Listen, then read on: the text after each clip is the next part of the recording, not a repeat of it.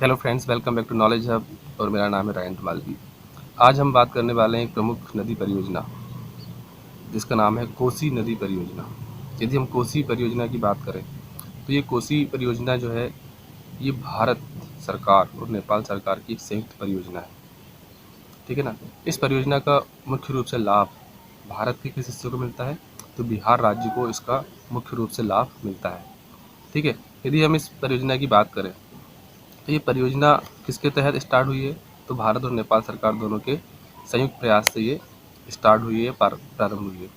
यदि हम बात करें इसके शुरुआती शुरुआत कहाँ से हुई है, तो इसके लिए 1954 में क्या हुआ, नेपाल के साथ भारत का समझौता हुआ। बाद में इस 1961 में इसमें कुछ संशोधन भी हुए। ठीक है ना। तो इस प्रकार से क्या हुआ, इसका प्रारंभ हुआ। फिर इसका निर्माण कार्य 1955 ईस्वी में प्रारंभ हुआ और फिर जब निर्माण कार्य प्रारंभ हुआ तो 1963 में जाकर ये बनकर तैयार हो गई।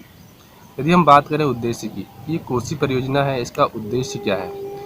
जैसे कि हम सभी जानते हैं कि कोसी नदी क्या है, सर्वाधिक बाढ़ लेकर आती है, इसमें सर्वाधिक बाढ़ आती है। बाढ़ आने से क्या होता है, मुख्य रूप से नुकसान बिहार राज्य में होता है। बिहार में अत्यधिक जन धन की हानि होती है ना।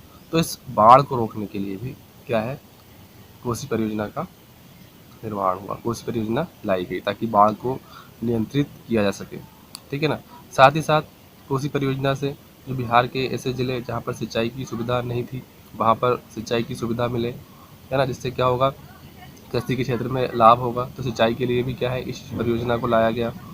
जल विद्युत, जिन एरिया में क्या है बिजली नहीं पहुंच रही है, उन एरिया में बिजली पहुंचाने के लिए भी जल विद्युत से क्या हो, विद्युत पैदा हो और लोगों को बिजली पहुंचाई जाए, इसलिए भी क्या है कोसी परियोजना लाई गई। इसके अलावा जब बाढ़ आती है तो बाढ़ से क्या होता है, कई इलाकों में पानी पहुंच जाता है और कई दिनों तक क्या होता है, वहाँ पर नमी बनी रहती है। इससे मलेरिया का जो खतरा है वो भी बना रहता है। तो मलेरिया उन्मूलन के लिए भी यह परियोजना कोसी नदी परियोजना लाई गई। साथ ही साथ इससे भूमि का जो नुकसान हो रहा था, तो भूमि का भी संरक्षण होगा। तो ये एक प्रकार से बहुउद्देशीय परियोजना है। इसमें बाढ़ नियंत्रण, सिंचाई, जल विद्युत, मलेरिया उन्मूलन, भूमि संरक्षण आदि कई उद्देश्यों को एक साथ रखकर इस परियोजना को लाया गया। यदि हम कोसी नदी की बात करें तो कोसी नदी नेपाल से निकलती है ना, नेपाल से आती है। तो ये मैदान में जब प्रवेश करती है तो कहाँ से करती है, तो चतरा गार्ज के पास से पर्वत को काट कर ये मैदान में प्रवेश करती है। अब हम इस कोसी नदी की बात करें तो इससे अनेक नहरें निकलती हैं, कई प्रकार की नहरें इससे निकाली गई हैं।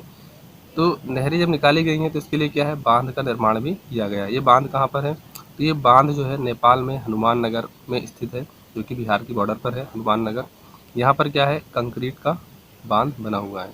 यदि हम इस बांध की बात करें तो इस बांध की लंबाई कितनी है, 1140 मीटर इस बांध की लंबाई है। और इस बांध से दो प्रकार की नहर प्रणाली निकाली गई है। तो अब हम समझते हैं इन नहर प्रणाली के बारे में, जो कि कोसी नदी परियोजना के द्वारा आई हैं। पहली है पूर्वी कोसी नहर प्रणाली। पूर्वी कोसी नहर प्रणाली की हम बात करें तो पूर्वी कोसी नहर प्रणाली से 4 शाखाएं निकलती हैं। एक है मुरलीगंज नहर प्रणाली। मुरलीगंज नहर प्रणाली की हम बात करें तो इससे 64 किलोमीटर इसकी लंबाई है। ठीक है। फिर इसी पूर्वी कोसी नहर प्रणाली में जानकी नगर नहर प्रणाली है। जानकी नगर नहर की जो लंबाई है वो 42 किलोमीटर है। फिर पूर्णिया नहर है। पूर्णिया नहर जो कि क्या है, पूर्वी कोसी नहर प्रणाली का ही हिस्सा है। इसकी लंबाई 64 किलोमीटर है। और चौथी जो है अररिया नहर प्रणाली, जो कि 52 किलोमीटर है। तो इस प्रकार से क्या है, पूर्वी कोसी नहर प्रणाली से ये हिस्से क्या होते हैं, सिंचित होते हैं। यदि हम पश्चिमी नहर प्रणाली की बात करें, जैसे कि हमने बताया है कि जो नहर प्रणाली है कोसी नदी की वो दो प्रकार की है, पूर्वी और पश्चिमी। तो पश्चिमी नहर प्रणाली की यदि हम बात करें तो इससे बिहार के कौन कौन से ज़िले सिंचित होते हैं, तो इसमें मुख्य रूप से मधुबनी जिला, दरभंगा, मुजफ्फरपुर, ये ज़िले क्या होते हैं, मुख्य रूप से इन ज़िलों में पश्चिमी नहर प्रणाली से पानी पहुंचता है और इन ज़िलों में क्या होता है, कृषि कार्य होता है। तो इस प्रकार से पूर्वी और पश्चिमी दोनों नहर प्रणाली से बिहार राज्य को मुख्य रूप से फ़ायदा पहुंचता है। जैसे कि हमने अभी पढ़ा है कि जो कोसी नदी परियोजना है, इसमें मुख्य रूप से हम देखें तो ये मुख्य रूप से क्या है, भारत को सिंचाई की सुविधाएं प्रदान करती है। साथ ही साथ इसमें हम देखें तो जो बिहार में बाढ़ आती थी, वो उस बाढ़ पर भी कुछ हद तक क्या हुआ है, इससे नियंत्रण हुआ है। साथ ही साथ जो मलेरिया है उसका उन्मूलन भी हुआ है और भूमि का संरक्षण भी हुआ है। फिर हम बात करें कोसी नदी की, तो कोसी नदी का जो बांध है वो कहाँ पर है, आपको ध्यान रखना है, नेपाल में है, ठीक है ना। कहाँ पर है, हनुमान नगर में। और इससे जो नहर पानी निकलती है वो दो प्रकार की है, पूर्वी और पश्चिमी, ठीक है। साथ ही साथ इसे हम देखें तो एक संयुक्त परियोजना है भारत सरकार और नेपाल की।